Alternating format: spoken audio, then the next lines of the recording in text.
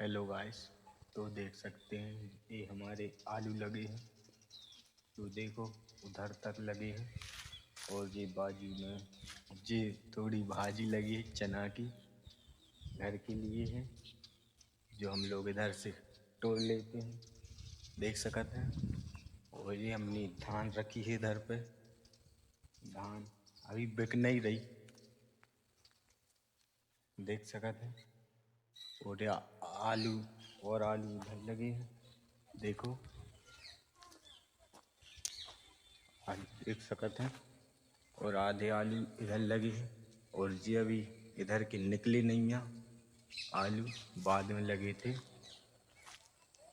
देखो जी यहाँ पर अभी और निकल आएंगे। अभी तो छोटे छोटे हैं, निकलत आ रहे हैं कछु।